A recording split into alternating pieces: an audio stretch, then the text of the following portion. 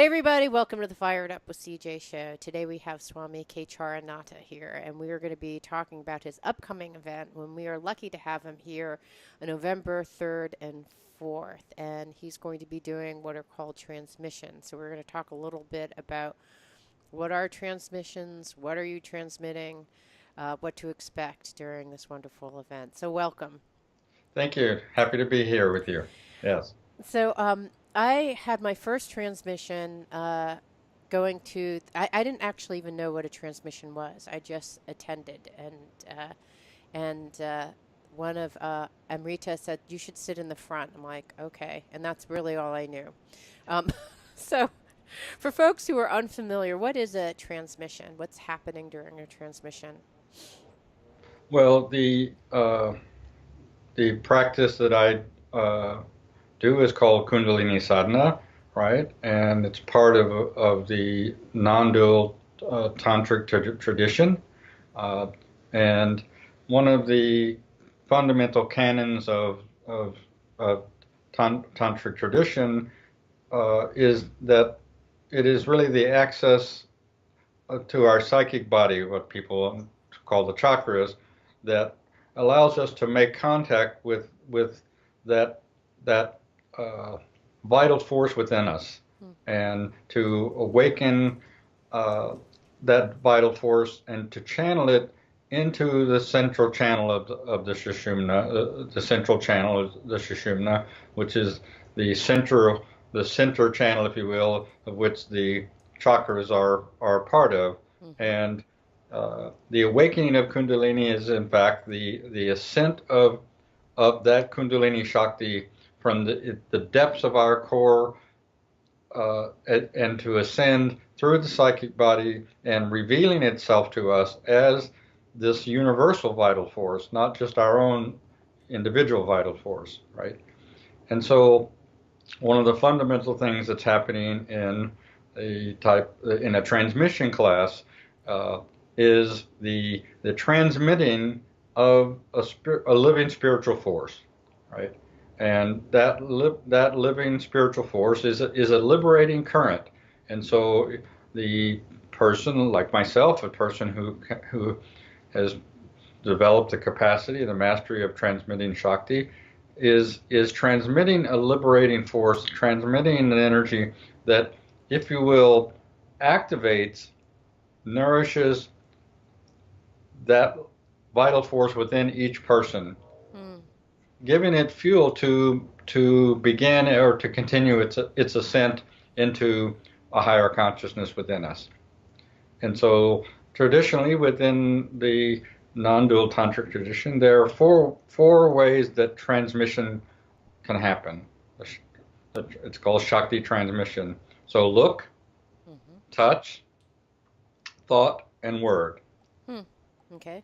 And people have different experiences in each of those different ways. But one of the fundamental uh, importance about my particular practice, which I received from my teacher and he received from his teacher, is the open eyes transmission. Mm-hmm. So in the meditation, then the students are facing the teacher. Everybody's got their eyes open, so the students, persons in the class are facing the teacher. Mm-hmm. Their eyes are open, making eye contact with the teacher, and there is a transmission of this of a spiritual force that is transmitted through the person who's the teacher. Right, Mm-hmm. right, right. So is it the energy that you're tapping into, the energy of your lineage, or is it just generalized energy, or both? I would say it's specifically the tapping into uh, uh, the energy of a particular teacher's lineage, but that lineage also is the vessel, if you will, the channel for tapping into to universal energy, to shape the power of consciousness, right?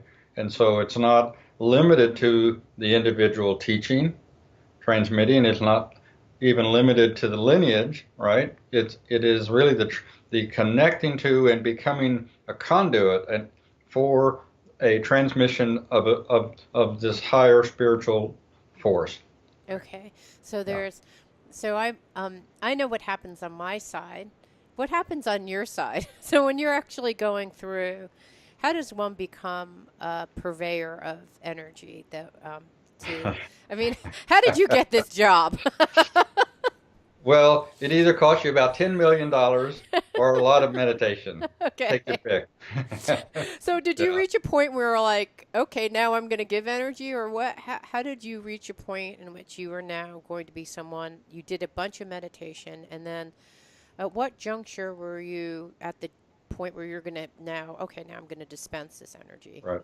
Well, any authentic teacher who's transmitting Shakti, who's transmitting the energy of a lineage, is only capable of doing that, and if you will, empowered to do that because they were initiated by their guru, their teacher, to do that transmission, right? Okay. And uh, because and so I started my sadhana the end of 1971 when I met Wow. my teacher Rudy. I began teaching in 1972. And I'm sorry, just for people who aren't familiar with the word sadhana, that's practice. So you, okay, Practice, okay. yes, So you, yes. and then you So began teaching in 1972. yes, Okay. I met my teacher in October 10th, 1971, and you know began teaching in May of the next year.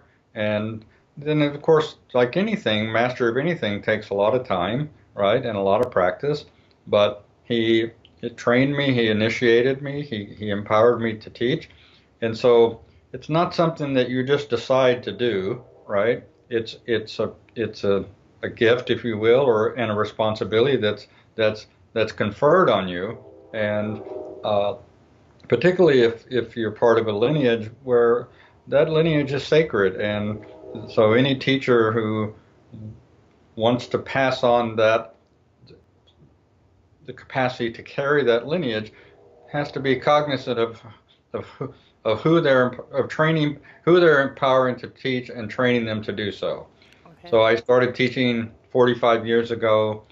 I still teach regularly, and of course, the growth in your capacity is infinite, right? And I would say that when you first start teaching, there's uh, more of you teaching, and the longer you teach, there's less of you teaching, right? That's interesting. Okay, so tell me a little bit about what that means. So when you're teaching, and this I assume you mean that you're talking about transmissions through word. Is that what you mean when you're Well, transmissioning? I'm specifically talking about transmission through look and touch, Okay. but through word is the same thing because word is just another form of energy, right? Uh, same, and so because all organisms take time to to mature and develop a capacity. So, I mean, look, I started teaching. I was 20 years old, right? And I started teaching 7 months after I started my own practice, my own sadhana. And so, it takes time to cultivate that capacity to to to develop the psychic mechanism to purify it so that you become more, if you will, more of a pure channel, right? Mm. And the deeper you are able to do that, the longer you're able to do that, then the more there's less of you as an individual who's quote transmitting, and you become just this conduit, an agent of of this of this liberating current that's ultimately being transmitted by God, by Shiva, right? Mm. Through a lineage, through an individual, etc. And so, uh, there's a lovely quote in one of the ancient scriptures that says, uh, "The further away you are from God, the more work you have to do. The closer you are to God, the more work God does." Right? Mm-hmm. And understand that what's being transmitted is not mine. It's not my personal property, and it is simply this freedom bestowing power of God, of the Mm-hmm. divine, that's being transmitted, Mm. and has to be so. Therefore, it has to be transmitted in that same place of freedom, right?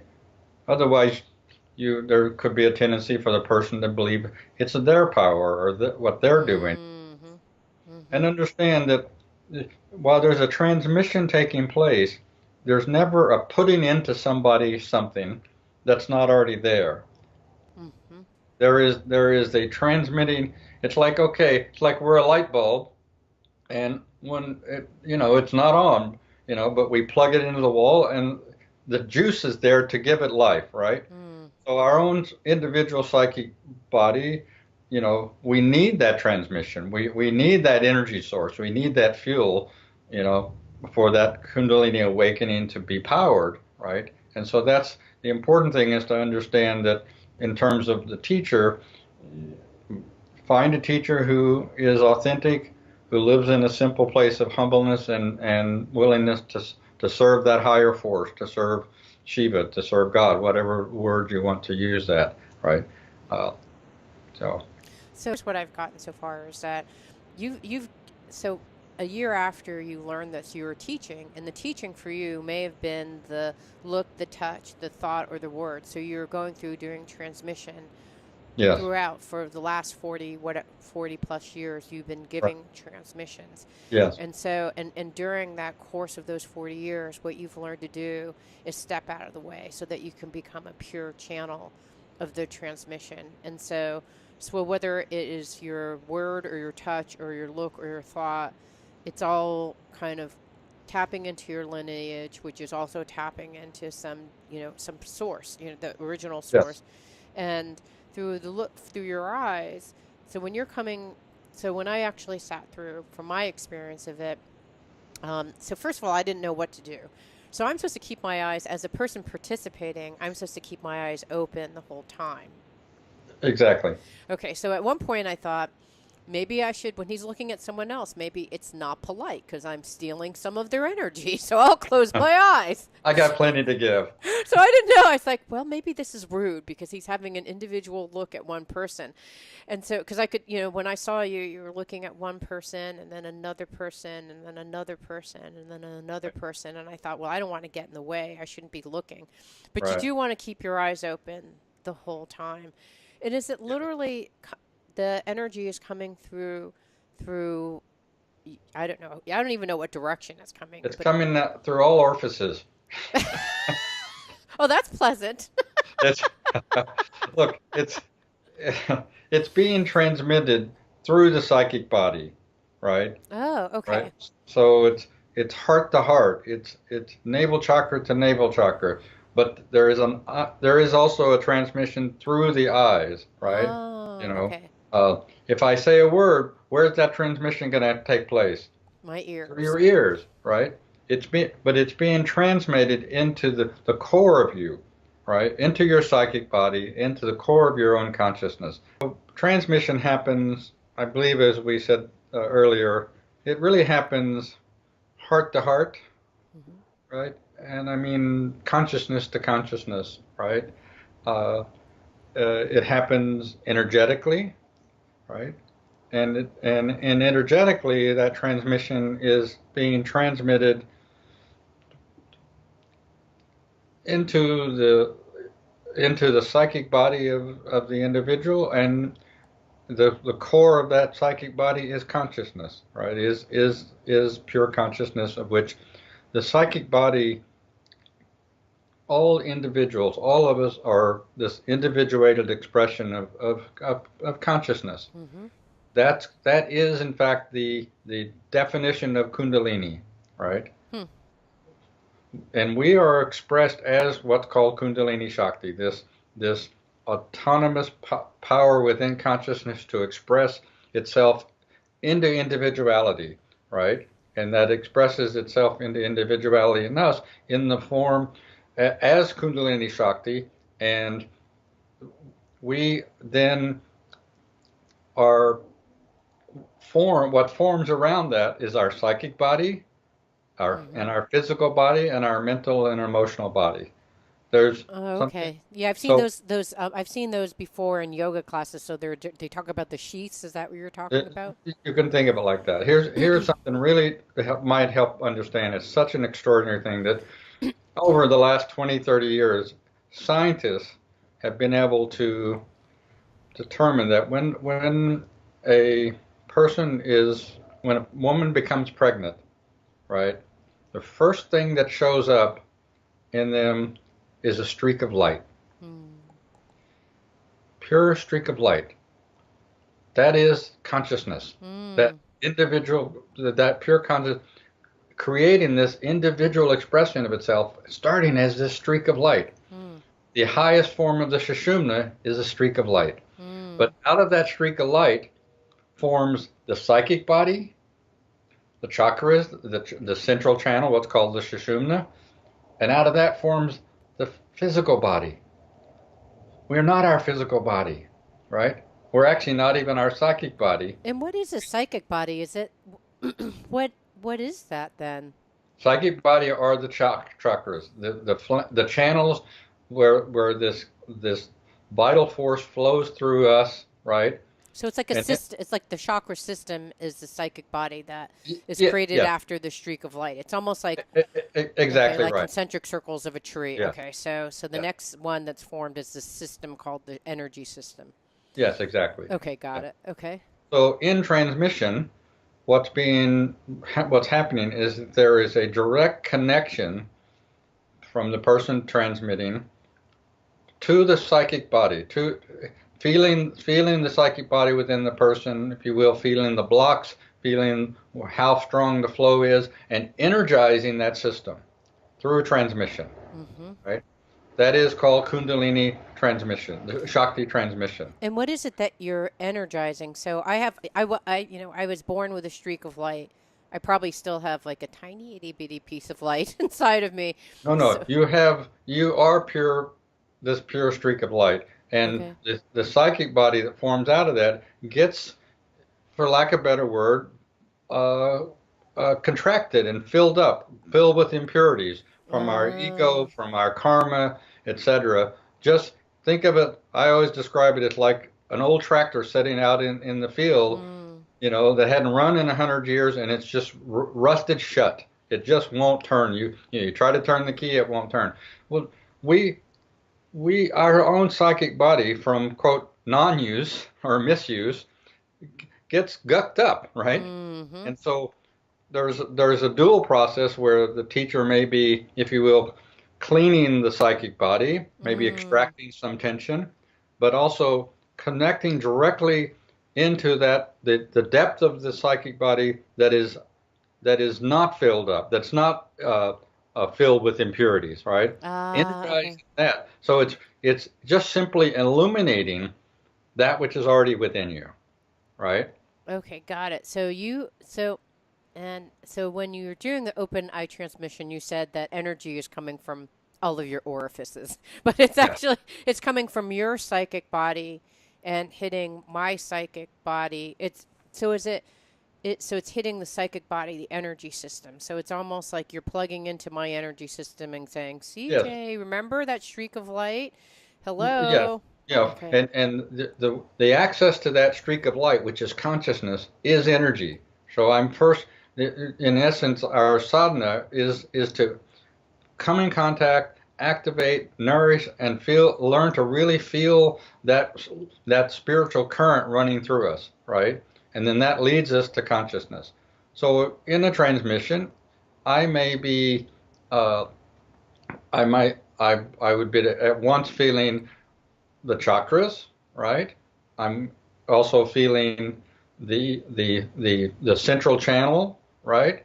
And I'm feeling the consciousness that's within that person. And you're, in a sense, activating all of those. You're never putting anything into somebody. Transmission kind of says, well, I'm giving this to you. What's being transmitted is all within consciousness itself. You and I are sitting here, eyes wide open, looking at each other, and in this apparent duality, there's still only one thing happening. Consciousness doubling back on itself, right? Doubling back on itself, and energy doubling back on itself, right? And that's why, so there's multiple levels, quote, of transmission, or what's happening, which is the opening of a particular chakra, the opening of the whole central channel, right? And the opening of consciousness and opening it to you. Right. So here's a question for you. So, all right. So there's Reiki, right, where someone Yeah. has they're trained and I don't know, hooked up. I can't remember what the exactly. They're attuned to the Reiki energy, Right. which then allows them to funnel the Reiki energy to someone and heal someone. And similarly, they're trying to remove energetic blockages or feel Right. for and place their hands on the people when they're energetic blockages that Right. Right. prevent the flow, similar to acupuncture, Exactly. acupressure, all these kinds of things. So it sounds somewhat similar to that in the sense that, so what you're doing on your side is you're you are feeling, so when you're staring at a person in a transmission, you're looking into their chakra systems, looking at their psychic body, and then do you feel it yourself, or do you just are you just putting out the intention? Like how, like for example, I'm an empath, and sometimes I feel like I'm like, oh gosh, that person's throat is kind of messed up. Is it? What's your experience when Well, you're doing it? all of the above, all of the above, in the sense that I would be able to connect to you and feel the particular places within your psychic body, a particular chakra or the whole psychic body, where there's contraction or blockage, etc. Right? So I'm tuning into that, right? But I don't stop there. I tune in to the place where there is no blockage, right? Where Ah, the pure vital force is flowing. It's never not flowing in you. It's just that right, you're not aware of it. right. It's not released into your own consciousness and into your own capacity to access it, right? Mm. Yeah. So you're And this, kind of you're kind of touching the thing that's always alive in me, and then looking at the same time the stuff that's blocked. And then in a Shakti put, when you're actually doing an eye transmission or your whole orifice transmission, right? you're going and kind of tuning in and sending energy to the person that you're looking at, or is it like everyone? Uh, all of the above. So what's happening in the transmission is that I'm cultivating a flow of energy between you and I, Mm-hmm. right? So I'm established in this vertical flow. This channel is open. Mm-hmm. I'm connecting to you and feeling the flow this way, and trying to awaken you to that vertical flow that already exists within you, right? Okay.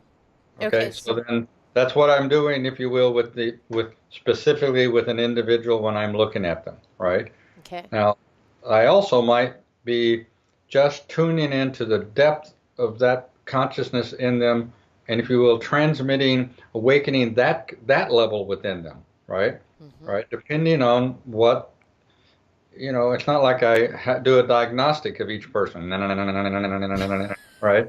Yeah, well, I'm just like how Reiki is done, right? Like they do an individual scan, Yeah, and yeah. it's not like I that. I don't do like that because ultimately I'm not doing anything. I'm Uh, simply the conduit to allow this higher intelligence of consciousness to connect to your system and say, CJ needs a little of this, or a little of this needs to be this tension needs to be removed, right? right. So I'm doing that as I work with the individual, right? I'm also doing that with all of the individuals at once, Wow. right? Okay. Like an octopus, Yeah. right? Right. And I'm also making a shift in the if you will, the room, the environment, the entire space is being lifted into a, lack of a better way, a different dimension, right? Into a different depth, right? Wow. Okay. So so in a sense, all three of those things are happening, right? Wow. And that's why it's important that even if I might not be looking at you specifically in the class, the connection has been made. The hose has been plugged in from me to you. The valve is open, and then so much of it depends on the depth of the receiving of the student.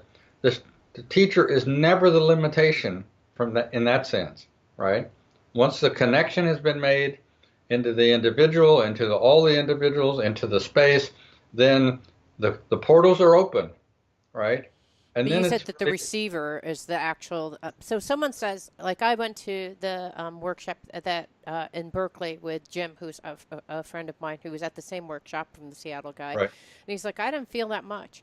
And so the question is, why could there be two people feeling completely? And he has a very deep spiritual practice. So how can there be two people feeling very different types of things? Because that's a question of the degree of connection to their own psychic body, right? Mm.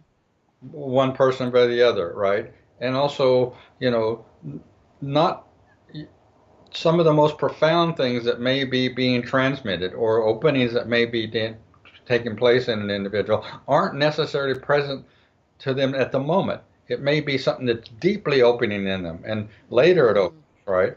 But primarily, it's really has to do with the the the the depth of capacity within the person, right?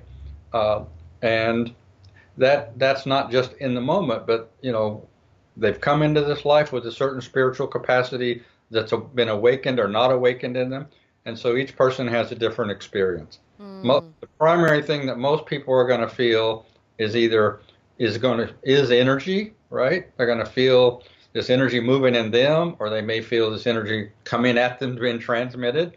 Some people just have an awakening of consciousness. They're like some powerful insight, right?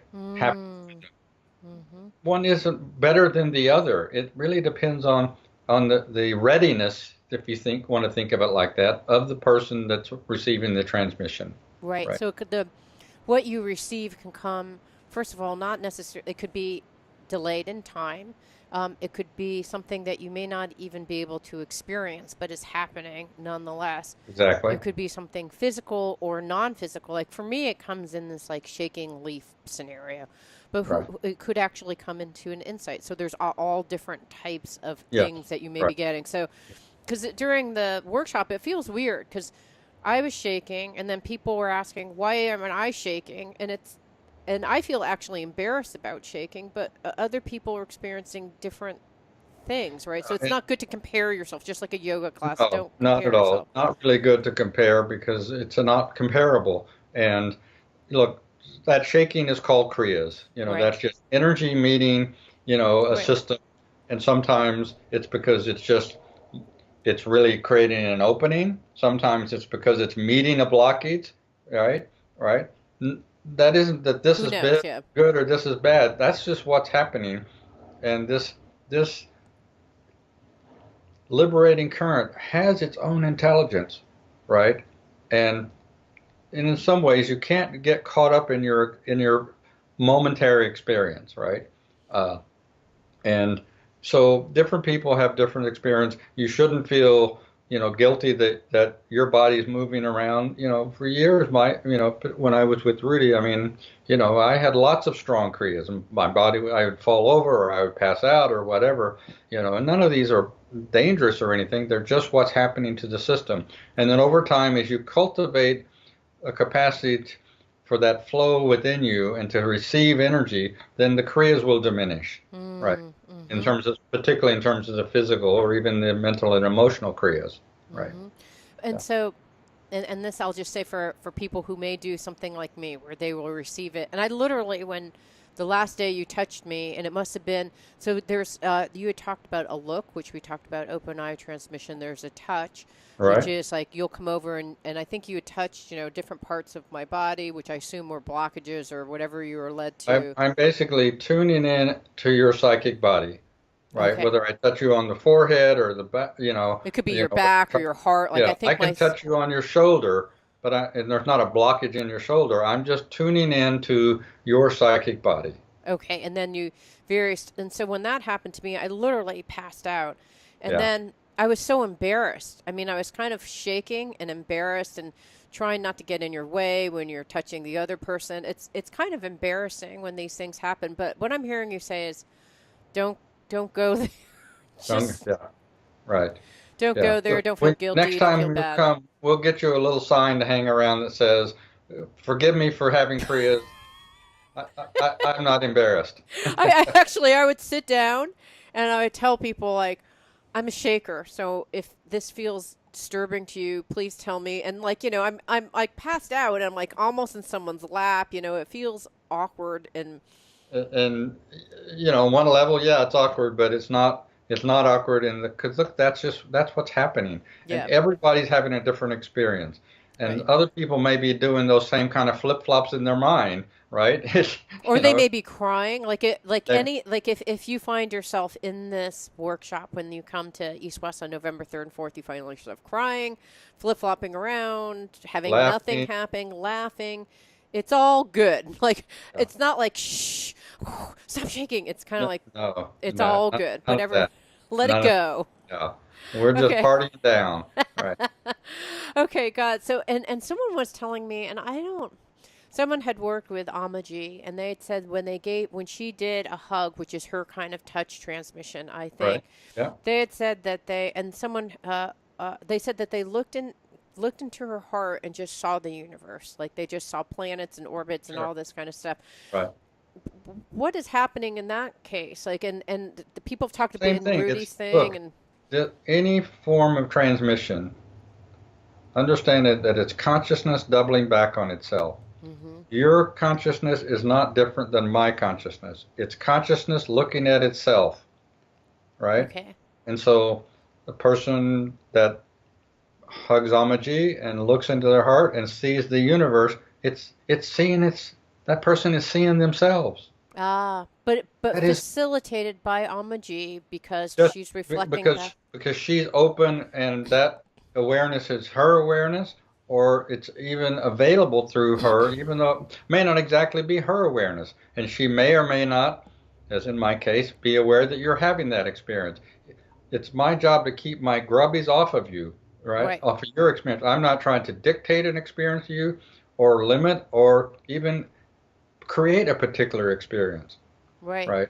Any authentic person who's transmitting, who's living in consciousness and transmitting, is simply a servant of God. They're a conduit for consciousness to find itself again. Mm. Because So, as so you're individuals, so when you're doing that, you're no longer separate. You're one with a certain level. You're one with consciousness, and as such, you're yes, in multiple dimensions, multiple realities. So exactly, yes, anything that fits in that realm, you may experience a past life. You may actually. I saw your face transfigure.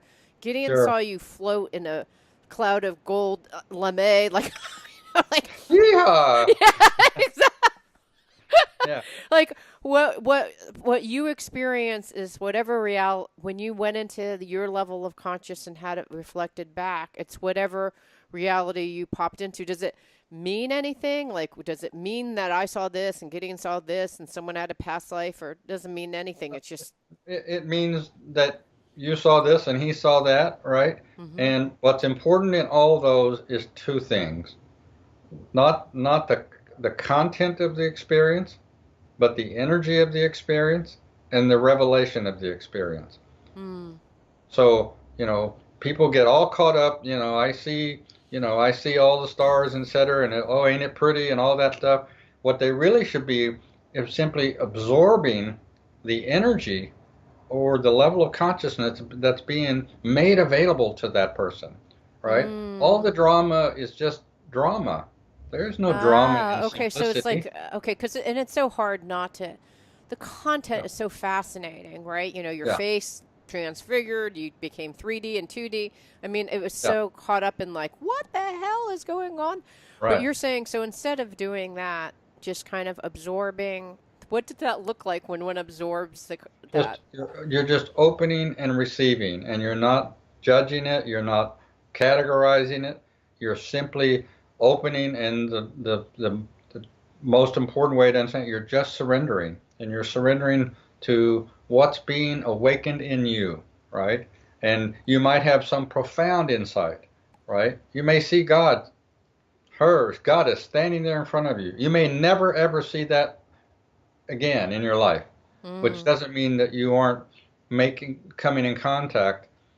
All spiritual life is coming to one conclusion: there is only pure consciousness, and we are that pure consciousness, Mm. right? There, This is the only real purpose of spiritual life.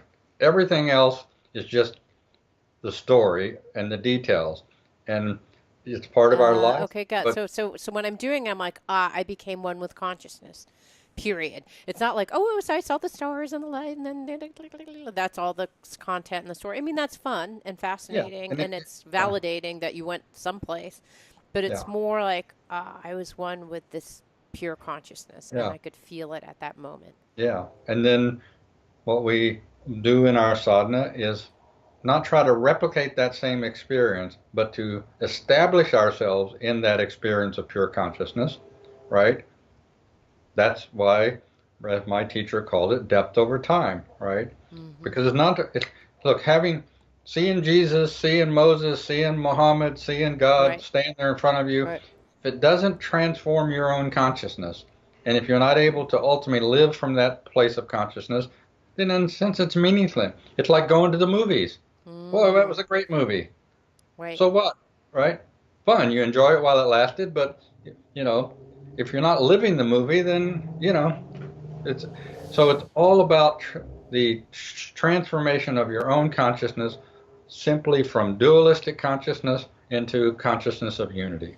And so, what happens? Like, so if you do acupuncture, for example, they'll run a certain. I've actually in Asia. I don't know if they do this in the U.S., but they'll run a current through your body, and Yeah, it's a life current.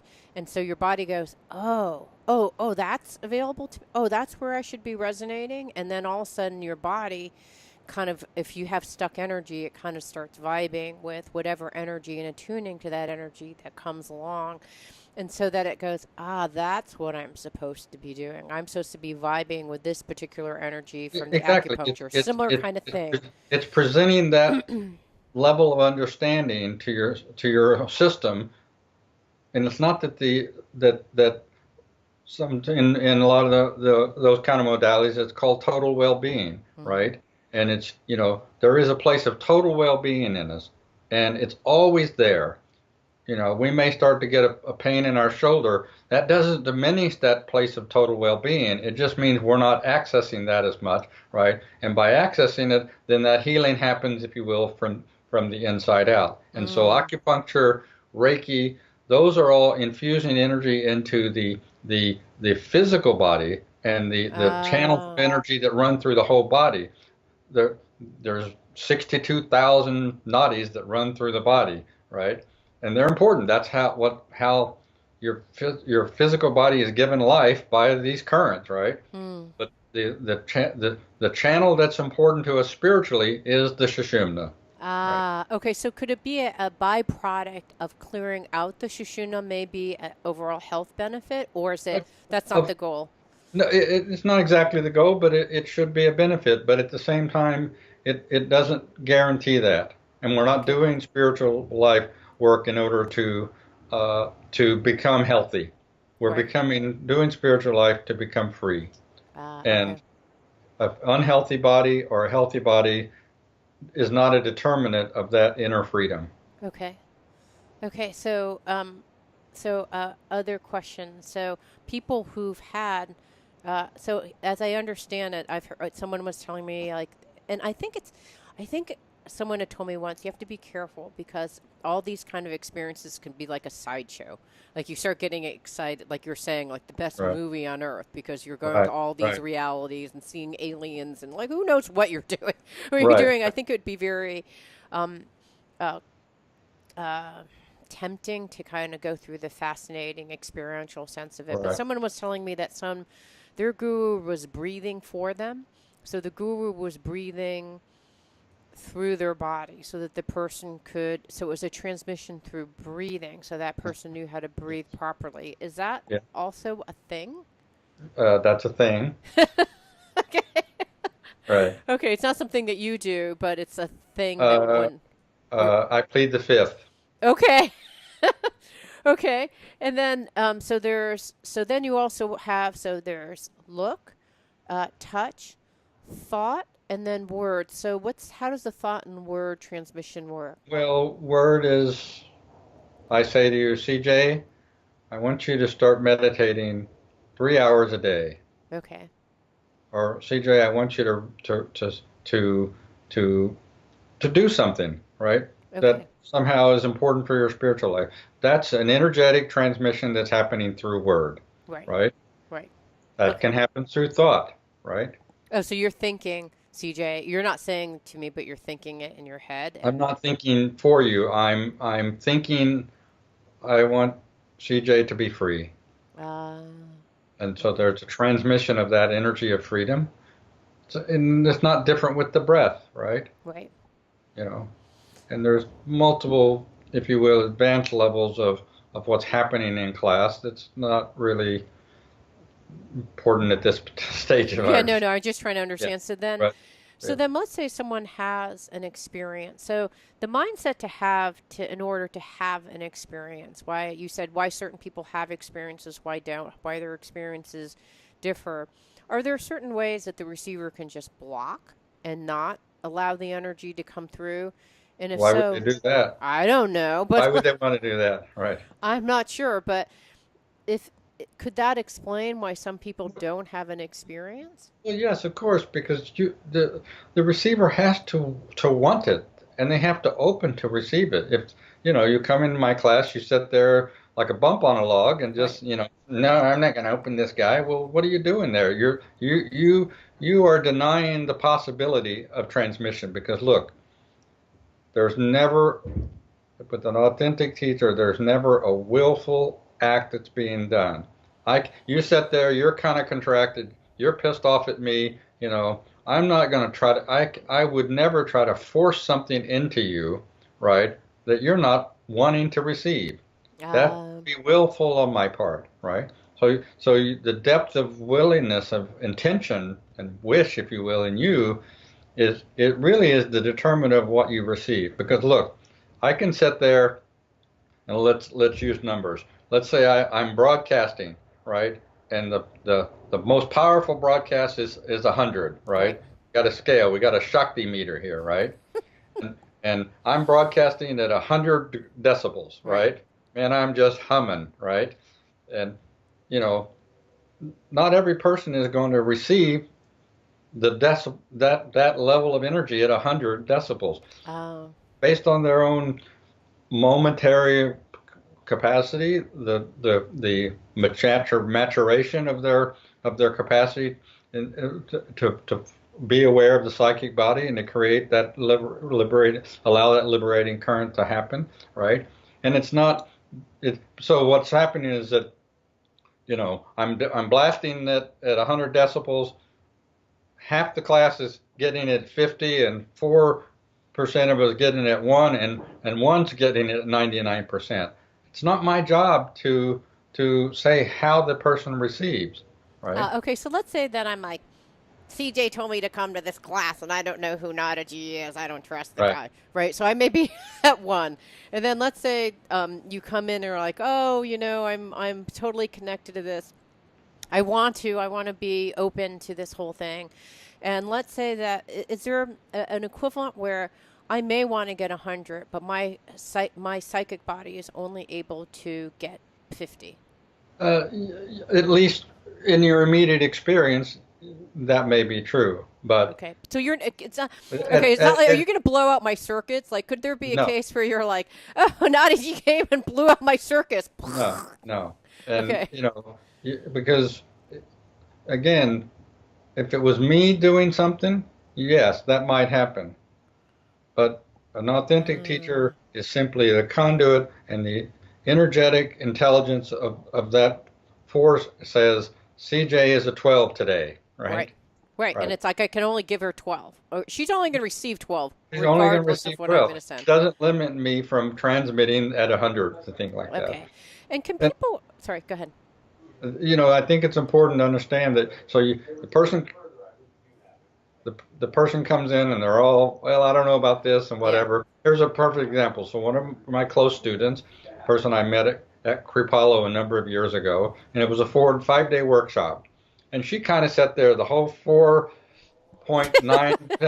I don't know, the last 5 minutes of the 5 day workshop, it just unfolded in her, wow. right? All the resistance was dissolved. The insight of what had been transmitted, if you will, during those five days was like, oh, that's what you're talking about. And I Ah. mostly describe that as that's the moment when the heart opens, Ah. right? So it's not that person wasn't receiving it the whole time, because you're always receiving every level of what's there. It's a matter of, are you open to it? Are you allowing it to really illuminate your own experience? Mm, okay. So that was a very powerful experience, and she's been a very close student since then, right? But literally, it was in the last 10 minutes that of 5 days that it just all opened up. And I was watching her being, doing and kind of maybe opening, maybe not. Was not my job or my responsibility to force her open, because I Ah. knew what's being transmitted is being transmitted freely and can be received freely. Ah, Right. okay. So then also correspondingly, so I'm like shaking like a leaf. So I'm not going, so you look at me and go, yeah, spirit's just going to only be able to give her. So because there's all this, well, something bad's going to happen during this transmission. It's like you'll only receive what you need to receive and what you're Pretty open much, to yes. receive. Yes. And so Right. if you get a big blood experience, that's what you're meant to receive. If you get a small aperture, maybe that's what like I may go in and Well, get in a nothing. certain way, you can think of it like that. People Yeah. sometimes say to me, well, isn't it dangerous to have your Kundalini awakened? And I say, or should I be afraid if my Kundalini is awakened? My response is, be afraid if it's not. Right. I love that response.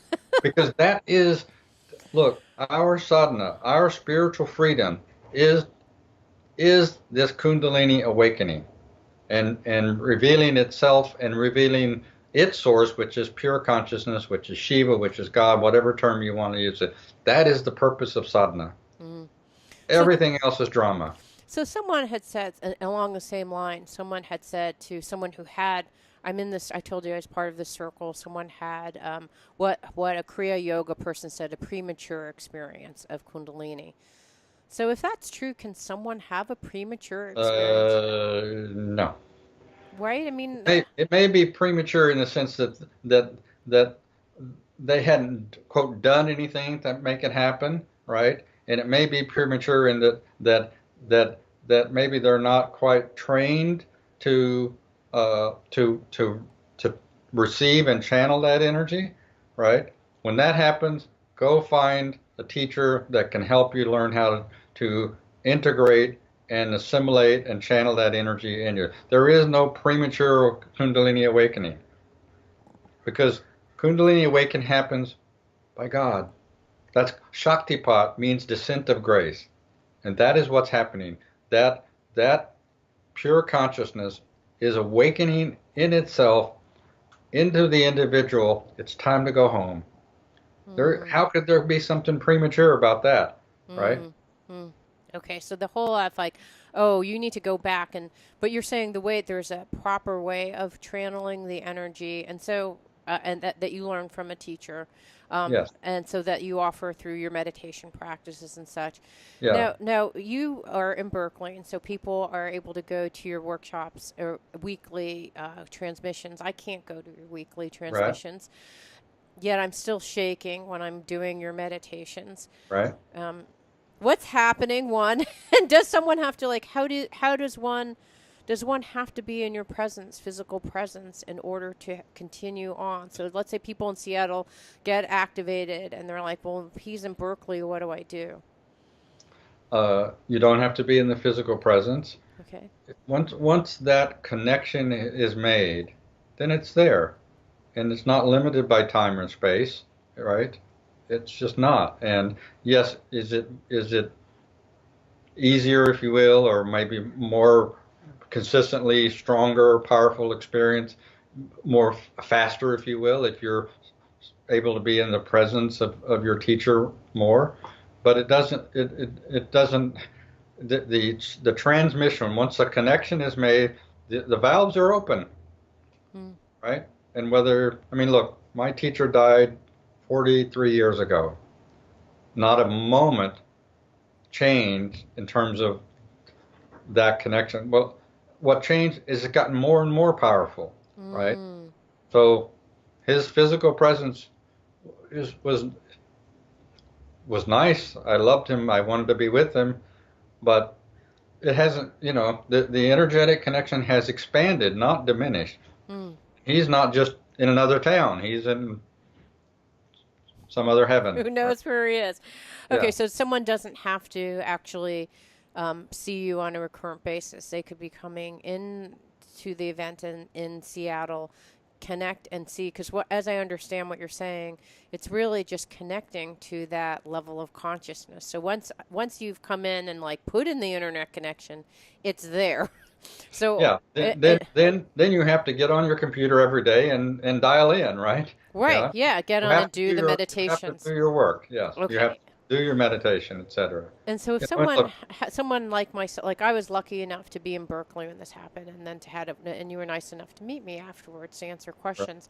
If Right. someone has an equivalent, they come to Seattle, they have an experience, they want to connect with you, is that possible for them to connect with you and learn how to properly channel the energy? Yes. I speak to people on the phone. I email, right? I Skype with people. I have a student who lives in England. She came here one time, and may not be back for a few years, but I Skype with her, right? What I do recommend for people is if they find that this is a practice that they really are gravitated towards, if I'm a particular teacher that they feel comfortable with, and they don't live here, is to try to make contact, try to come to, say, one retreat a year, or come to the retreats, but try to come to at least once, because it's like going home to see mama. You're just reestablishing the connection, right? Are you But if mama? that's You're the mama I am not conveyor. your mama, I'm not your daddy, and I ain't your friend. You're just the mama conveyor. That's right. Yes. Right. But if that's not possible, it doesn't mean that the connection is not possible. Yeah. Right. All right, well, this is fantastic. We've been talking in preparation for your visit on November 3rd and 4th to the East West Bookstore. And you're going to be coming and doing a talk on Friday and then a workshop in which people can experience the eye transmission. What can someone experience when they Well, go? I mean, basically, there'll be some. I'll teach people the fundamental breathing exercises. Mm-hmm. We'll have some meditation. There'll be the eyes open, the transmission class. Then I'll talk about things and then question and answer. Right. Okay, that's on Friday. That's on Saturday. Saturday. Right. Okay, got On it. Friday night, we'll most likely just be a little talk and then question and answer, maybe Okay. with a short meditation. In Okay. that case, I won't be formally doing an eyes open transmission, right? And I won't necessarily give the specific breathing exercises, right? But understand, transmission is always happening. Well, you're going to be transmissioning through words, right? I Yeah, mean, well, and also the energy is always there. It's always being transmitted. Look, I don't have a script. I don't have an outline. I might have a 5 bullet points of what I'm going to talk about in a day or a week or a month, right? wow. But I open and I That's allow faith. the energy to do. The teacher allows the energy to do the work, right? So if I come in with a pre-described thing and I'm going to talk about, and nobody's there getting it, then what's the point of that, right? So that's why the question and answer is important. But the energy is always being transmitted, whether I'm talking, whether I'm not talking, whether my eyes are open, whether they're not open, right? So anybody that shows up in that room, no matter why they think they're there, are showing up in that room because this energy is magnetizing it to them and them to it, right? Right. Most people don't have a clue why they end up sitting in a room with a weirdo like me, right? Their boyfriend made them do it, or their girlfriend made them Right. do it, or they just had a horrible, sad experience, right? None of that is why we're there.